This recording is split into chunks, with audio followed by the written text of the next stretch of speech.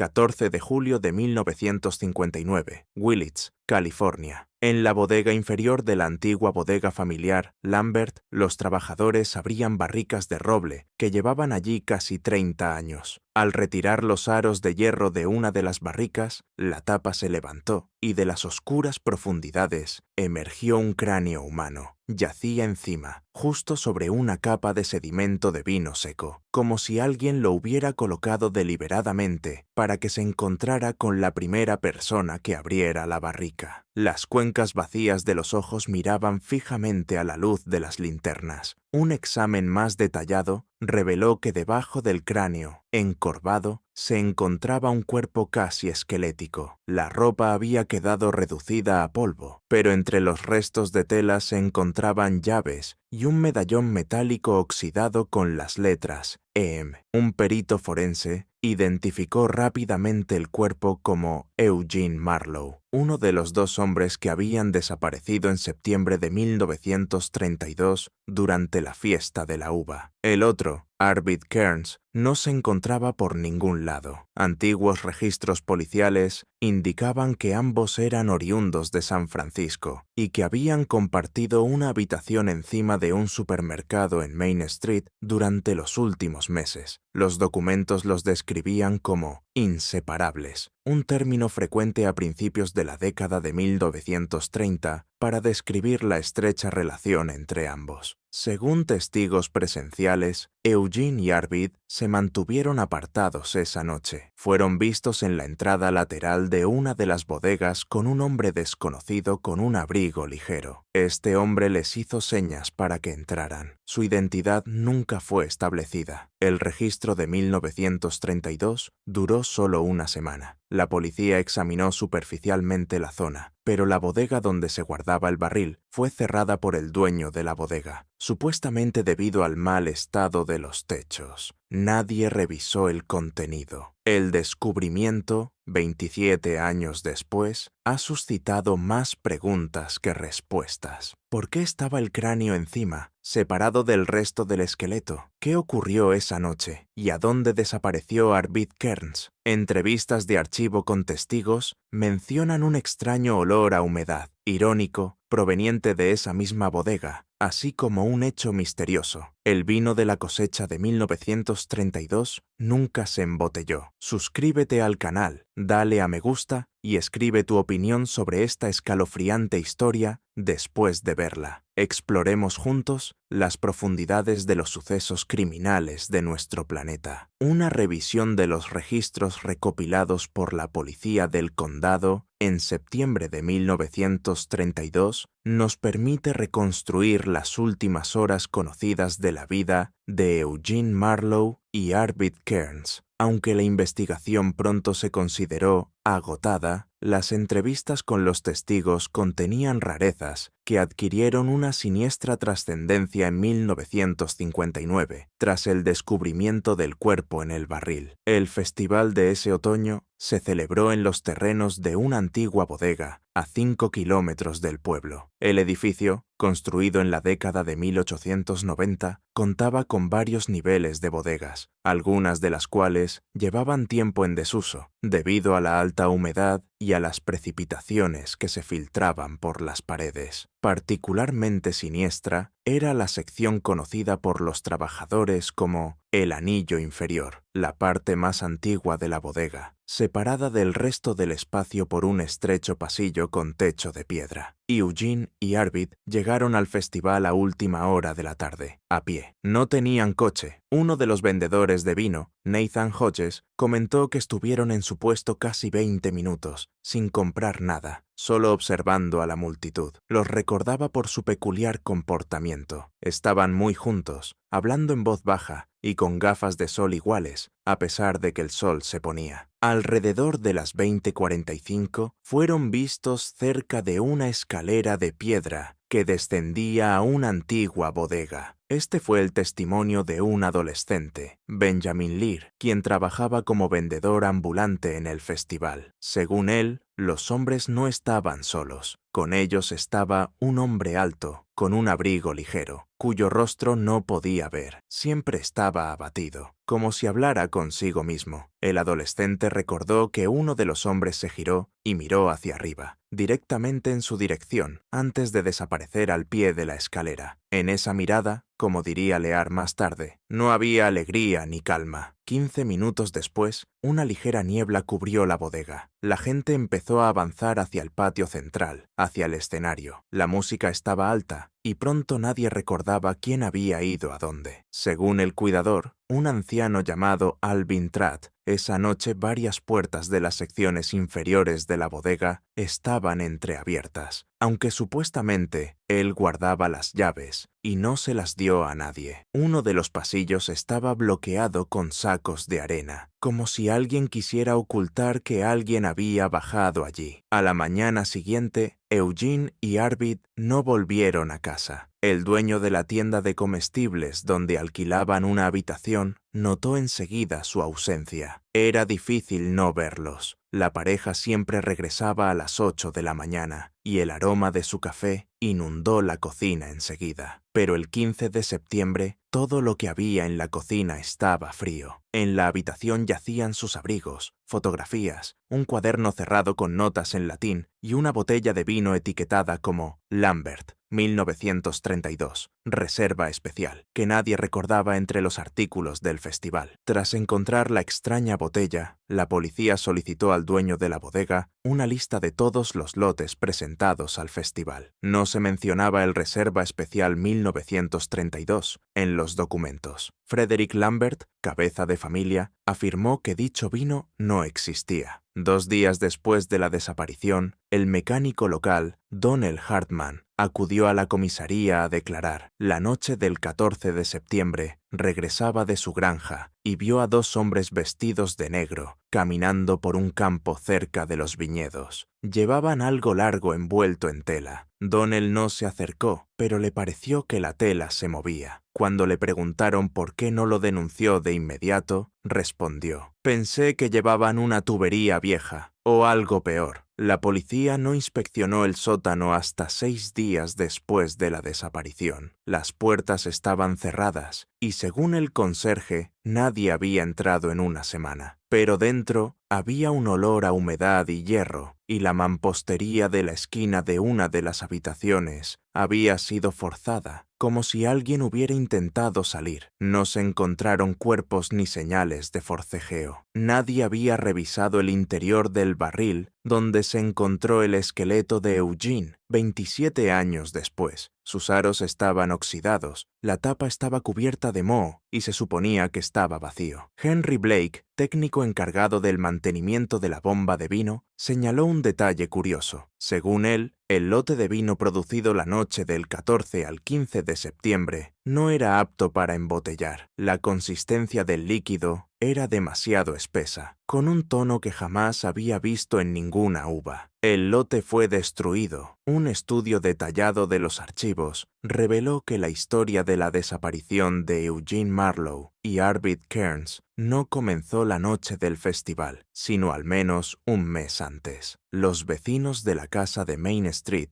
donde alquilaban una habitación, notaron varias veces que por la noche se oía un suave sonido, similar a un golpe monótono o un raspado. Desde su ventana, uno de los inquilinos afirmó haber visto a Arvid en mangas de camisa a las 2 de la mañana bajando por las escaleras un barril de madera vacío, el mismo modelo que se usaba en la bodega Lambert. Unos días antes del festival, se registró una extraña solicitud en la oficina de telégrafos de la ciudad. Un telegrama dirigido a EM de un remitente desconocido de Auckland. Contenía solo una frase: «Llave en el barril, no abra hasta que oiga pasos». Oficialmente, el telegrama figuraba en el archivo como irrelevante, pero a la luz de los acontecimientos de 1959 parece diferente. Paralelamente, el 10 de septiembre de 1932, el dueño de la bodega, Frederick Lambert, acudió a la policía para denunciar que alguien había roto una vieja cerradura en una de sus bodegas inferiores, e instalado una nueva sin consultarle. Lambert alegó desconocer quién tenía acceso a la llave. La policía lo trató como una disputa doméstica, no como una amenaza. Aún más inquietante fue el descubrimiento de un niño de la zona, Harold Pike. Solía jugar en una zona desierta del viñedo, donde los adultos rara vez iban. El 12 de septiembre trajo a casa un objeto que había encontrado en el suelo, una vieja máscara con un borde dorado desgastado, hecha con la forma de un rostro humano al que le faltaban ojos. Su madre la tiró, pero años después, al hablar con la policía, dijo que la máscara olía a vino y a algo enfermizo. La última semana antes del festival estuvo marcada por visitas extrañas. La pareja fue vista varias veces en compañía de hombres desconocidos, altos, con abrigos ligeros idénticos, que aparecían y desaparecían sin explicación. El dueño del supermercado donde alquilaban una habitación recordó que nunca entraban, sino que esperaban a Eugene y Arvid en la esquina y siempre los acompañaban a pie hacia las afueras. El 13 de septiembre, la víspera del festival, un vecino, un carpintero llamado Emery Dawson, entró en la habitación de la pareja. Estaba seguro de oír dos voces que provenían del interior, hablando en un idioma que no reconocía. Cuando se abrió la puerta, solo Arvid estaba dentro, pálido e inyectado en sangre. Eugene salió una hora después con una pesada bolsa de lona bajo el brazo que Dawson describió como un ruido de traqueteo. La noche anterior a la desaparición, el pueblo se quedó sin electricidad. Oficialmente, se debió a una línea dañada, pero lo curioso es que el resto del condado permaneció con luz. El apagón duró poco más de 20 minutos. Durante ese tiempo, según dos residentes, se veía una tenue pero distintiva luz roja en la zona de la bodega, como si una llama saliera de la bodega. Al día siguiente, 14 de septiembre, la pareja salió de casa a las 17:00. Llevaban una pequeña caja de madera forrada de cuero negro. Ningún testigo pudo precisar qué contenía. De camino a la bodega, se detuvieron en la oficina de correos y dejaron una carta sin sello ni dirección, simplemente entregándosela al empleado con la petición de que se la entregara cuando llegara el momento. La carta nunca se encontró. Los sucesos posteriores se registraron en capítulos anteriores. Se les vio en las escaleras del sótano con un hombre alto con un abrigo ligero. Sin embargo, hay otro momento extraño en los materiales del caso, que no llegó al tribunal en la década de 1930. La lista de invitados al festival incluía la entrada, Ahearn y Marlowe Plus 1, pero según los organizadores, nadie registró a una tercera persona. Lo más sorprendente de esta historia es un descubrimiento en 1959, tras el hallazgo del cuerpo de Eugene. Al abrir los archivos de la oficina del condado, encontraron una botella de vidrio en uno de los cajones, sellada con lacre, con un líquido oscuro en su interior. La etiqueta tenía la fecha, 14/09/1932. Los análisis demostraron que se trataba de vino con un alto contenido de sangre humana. Nunca se supo de quién era. Tras el descubrimiento del barril con los restos de Eugene Marlowe, el 14 de julio de 1959, la oficina del sheriff del condado de Mendocino reabrió la investigación. Esta vez bajo presión. La ubicación del cráneo en el barril se había filtrado a la prensa, y la prensa había avivado la idea de un asesinato ritual. El término no se utilizó oficialmente en los informes, pero a puerta cerrada, los investigadores discutieron la posibilidad. El primer paso fue inspeccionar la bodega. Las bodegas inferiores estaban en peores condiciones que en 1932. Los techos estaban podridos y las paredes cubiertas de manchas de cal. En el anillo inferior, la sección a donde se decía que se dirigía la pareja la noche de su desaparición, encontraron 3 barriles junto a la pared. 2 estaban vacíos, pero en el tercero, bajo una gruesa capa de orujo de uva podrido,